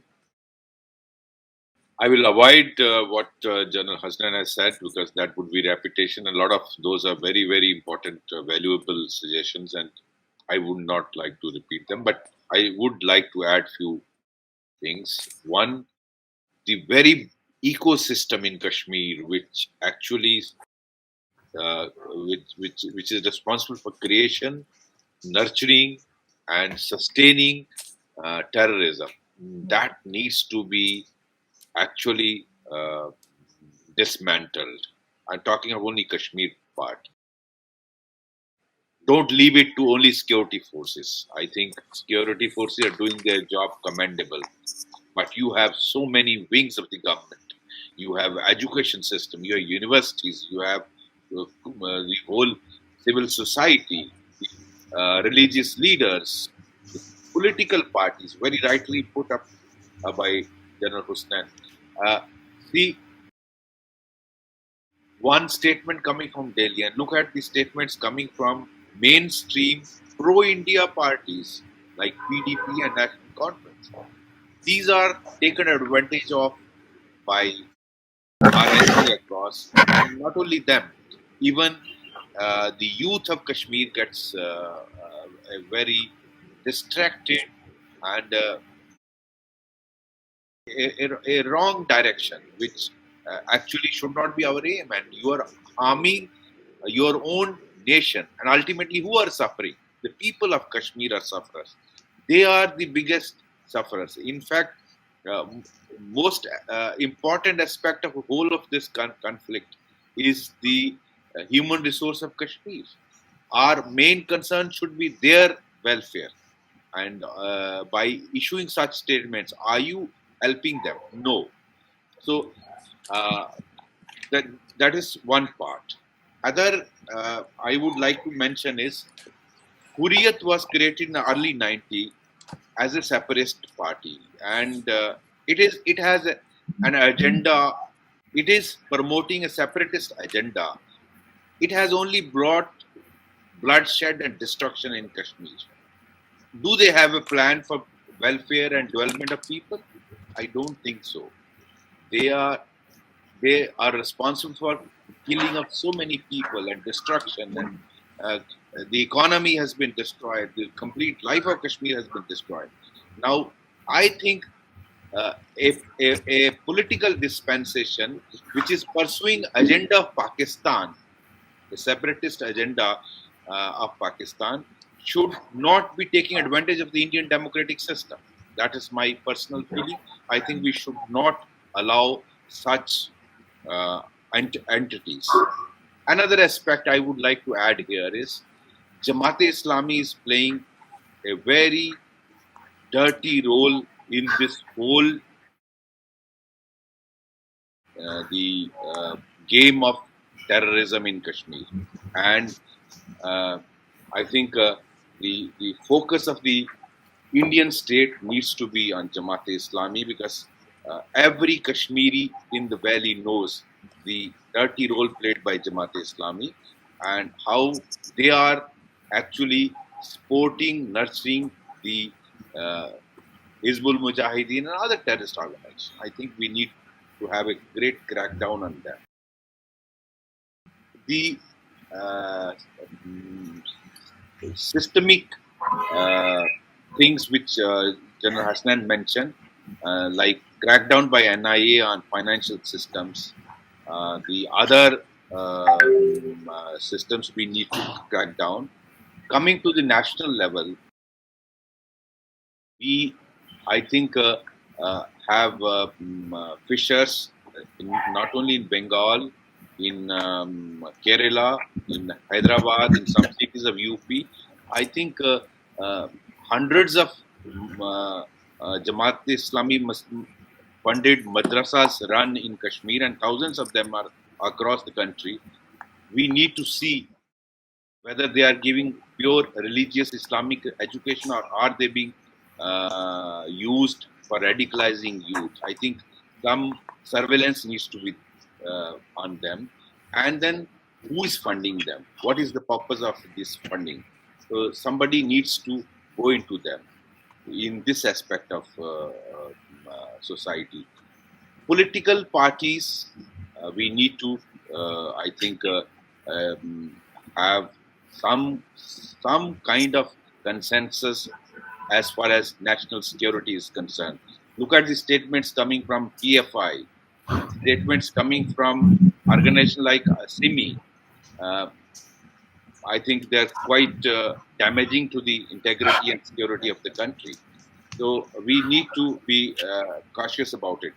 International part, already India has played a very good role. I think we need to sustain this a policy of exposing the Pakistan and China nexus, of promoting terrorism, of posing a threat to the democratic system of the world, and not only India, across the world. I think that offensive India must continue, and misuse of international fora like UN and other international organizations, which China and Pakistan misuses. These aspects we need to pay and pay attention to.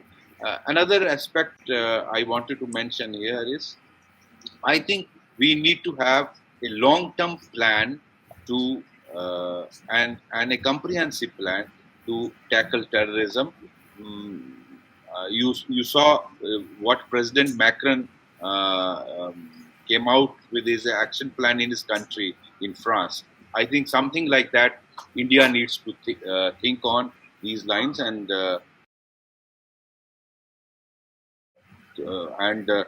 implement that on ground to tackle the menace of terrorism. Thank you. General Vinod Bhatia, can I have your inputs?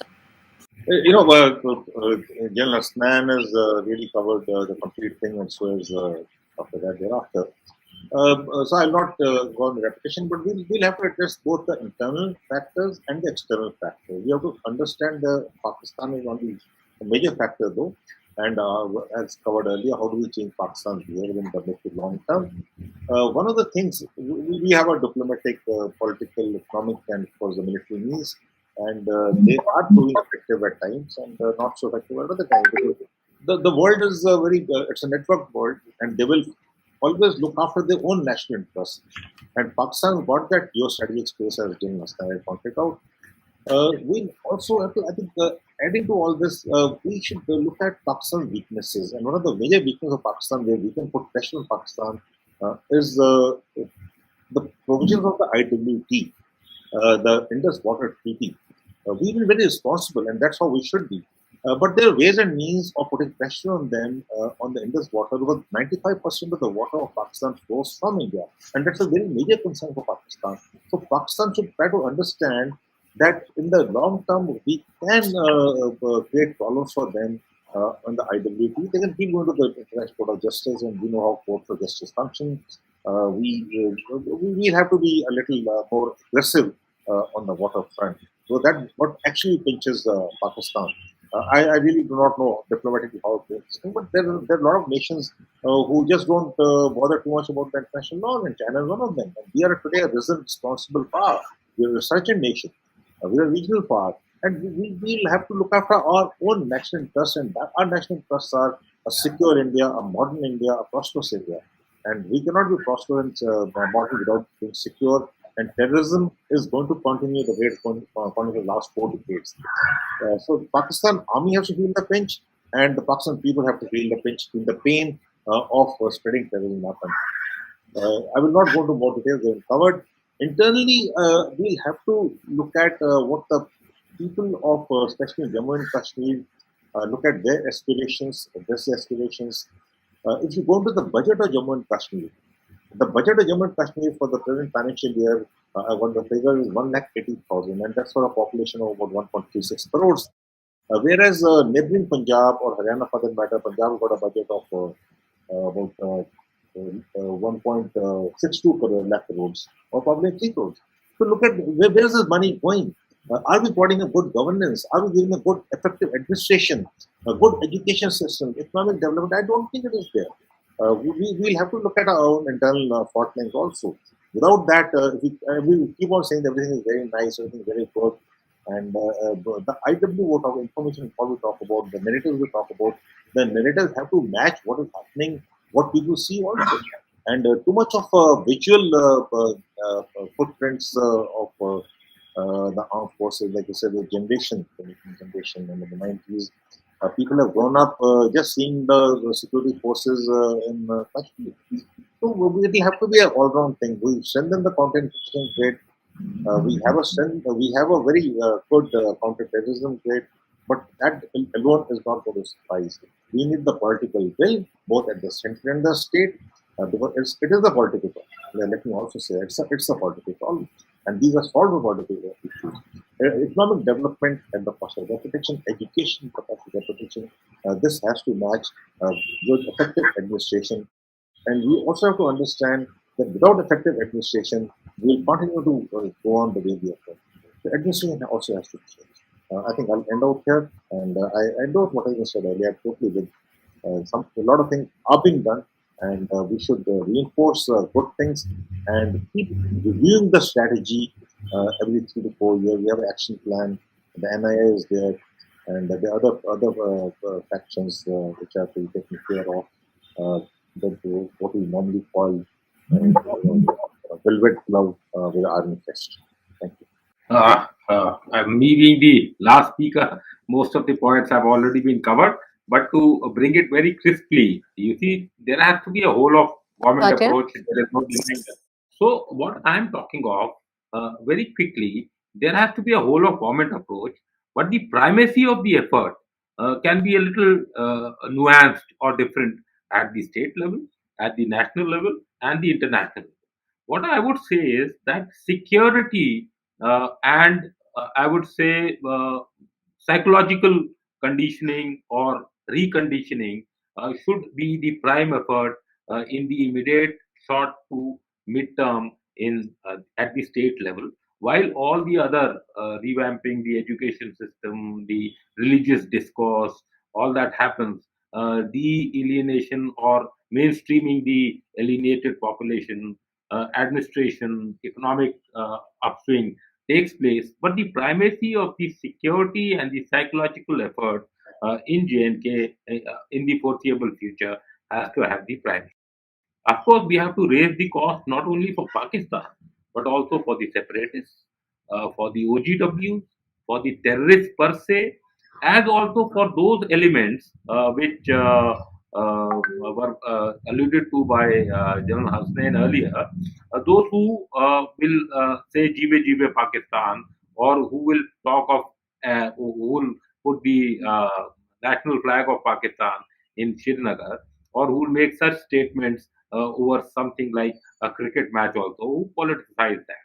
So the cost, both at the personal level and as a society, has to be raised within, the Awam, while we try to mainstream the Awam, as also the Pak military, be it across the line of control, for the civilians staying across so that they put pressure on the Pakistan military to stop or shift the launch pads and other nefarious activities which they undertake from there. So, security being the primacy at the state level for the time being.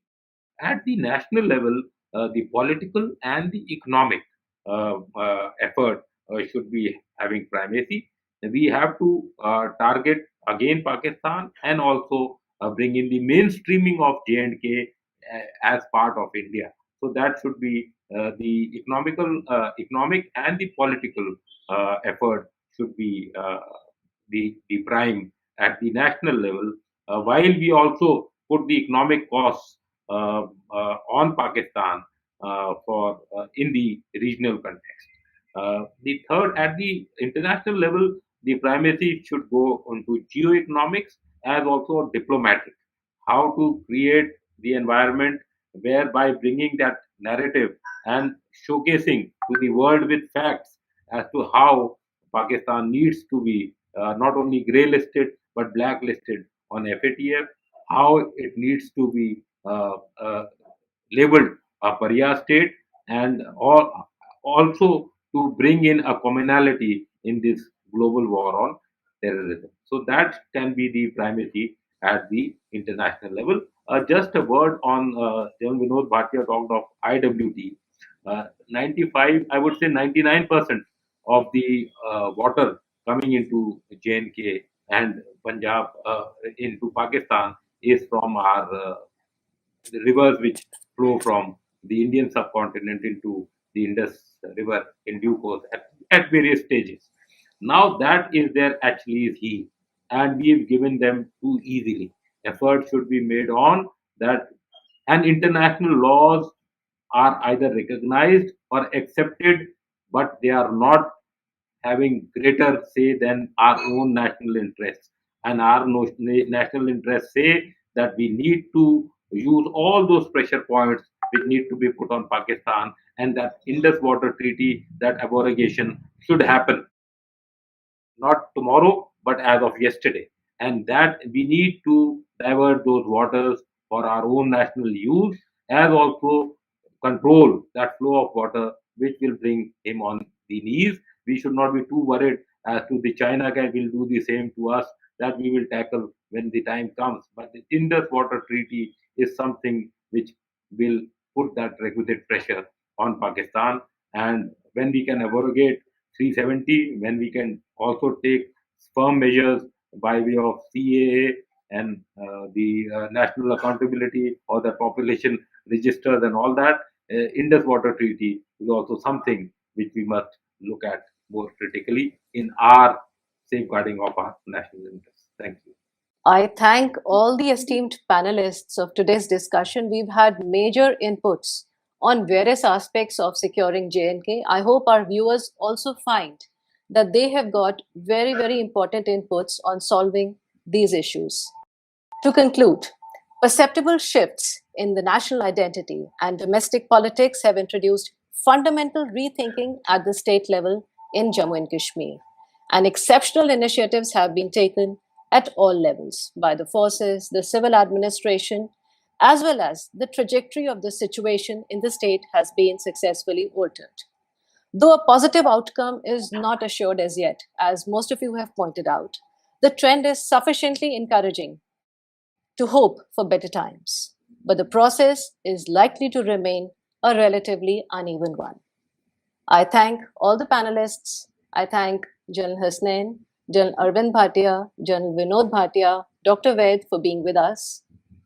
Namaste. Jai Hind, Jai Bharat. Jai Hind, Jai Bharat. Thank you.